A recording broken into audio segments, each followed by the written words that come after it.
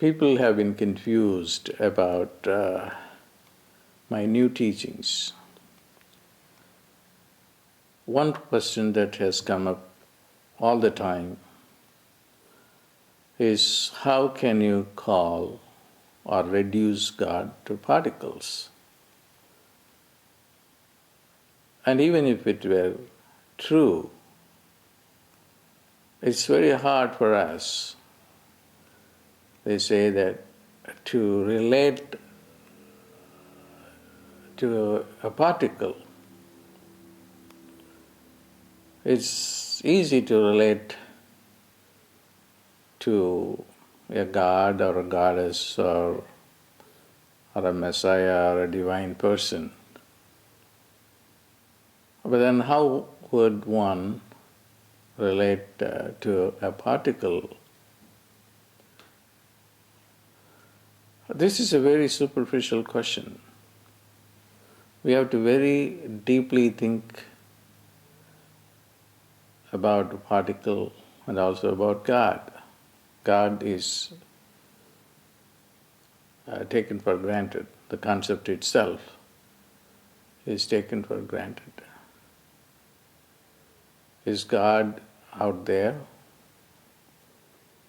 in a certain form, or is he energy, or is he just a concept that we may or may not be able to prove? Nobody thinks about this complexity when they use the word God. Let me answer this in a simple way. That God is power, the ultimate power. He is both formless and with forms, because the formless has to be or has to acquire a form so that manifestation of the world can take place. So before we ask the question whether God is a particle, we have to think deep and understand what we mean by a God.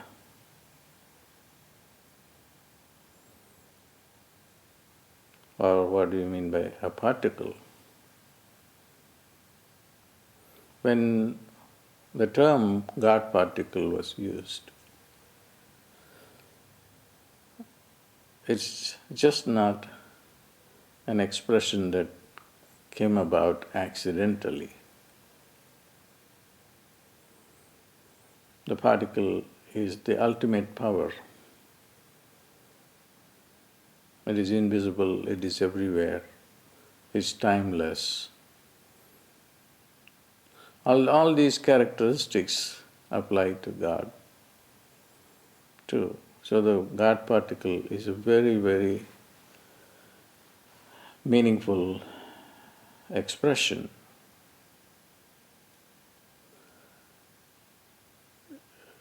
To make it simple for you, I just want to say something that I want you to take it for granted. And that is, God exists and He has forms, not just one form. And God exists and He is formless. Thirdly, God exists and He is energy, intelligence. All these are true. But for practical purposes, when you look at how one can relate to God, it's often a Messiah, a prophet, to whom you are able to personally relate yourself to. And that's how it works. And then it is very, very unique phenomenon. Some people look at me uh, as someone who can miraculously come to their help. And it doesn't happen to everyone, it happens to only those people who are able to relate themselves to me. And this happens to different people in different ways. Those who relate to Jesus could not relate to uh, Buddha, or those who relate to the Buddha could not relate to Allah. But if people who have been benefited by me uh, have always looked at me uh, with some expectations, and then I just fulfill those expectations.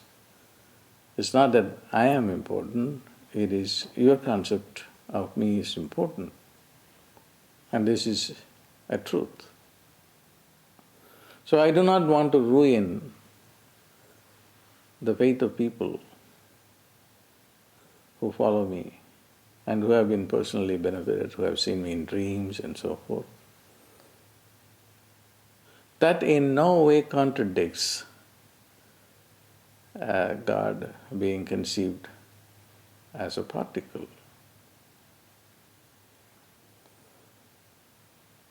Particle is not simply a metaphor for God, but it is God Himself or herself.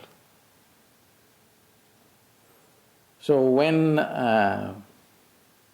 you acquire the knowledge about the particles, you are acquiring knowledge about subtle phenomena.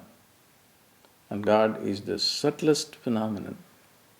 That's why He is the boson. The boson in my mind equals God. It's going to work like a miracle. Boson itself is a mantra because it is the name of God.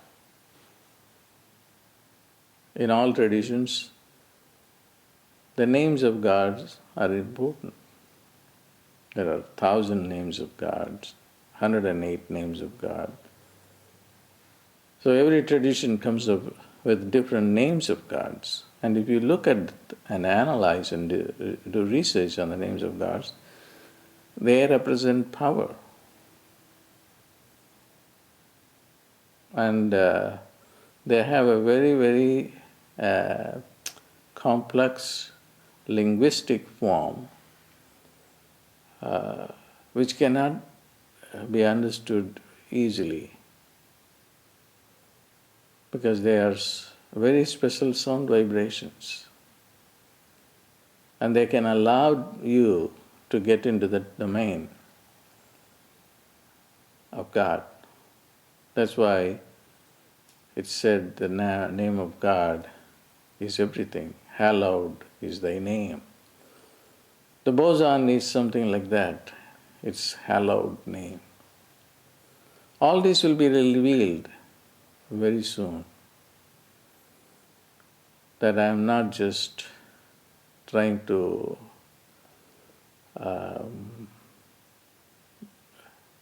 put out something that is not going to be proved. It's all going to be proved. Our limited, ignorant mind is incapable of conceiving divine reality. Higgs Boson, the term itself, is a mantra. It's hallowed. And it is going to give you the power and intelligence of the boson itself. I will soon release